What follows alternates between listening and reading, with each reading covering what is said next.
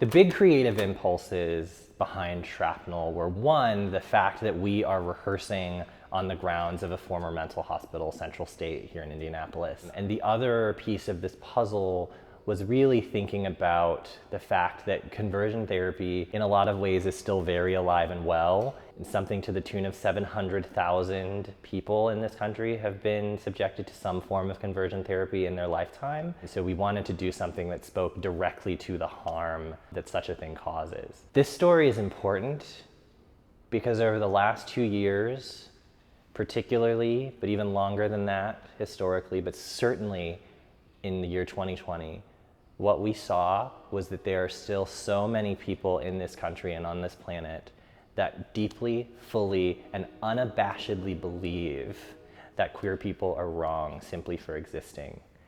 And that is wrong-headed, and that is dangerous, that there are people out there who believe that we are not people, that we are less than people because of who we are.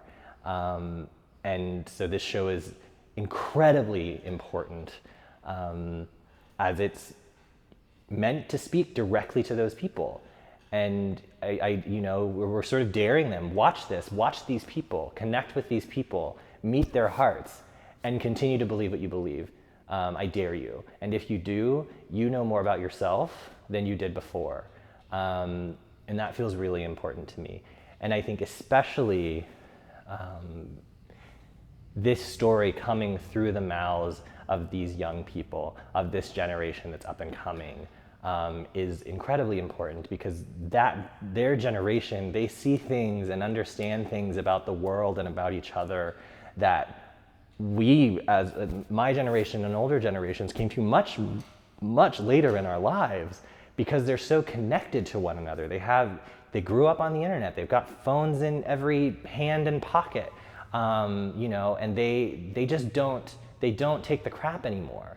You say to them, well, this is the way it works. And they go to their phone and they look at TikTok and they see that that's not the way that it works because it's not like that over there. And then they come to you and they say, well, it doesn't have to be that way. And they don't stand for it.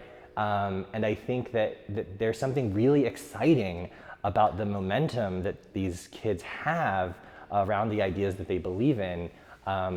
It's important that these young people are telling this story also because that's who they listen to.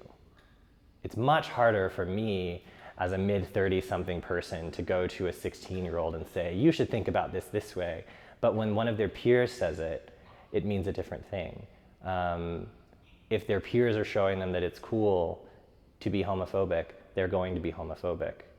If their peers are showing them that it's cool to not be homophobic, they won't be.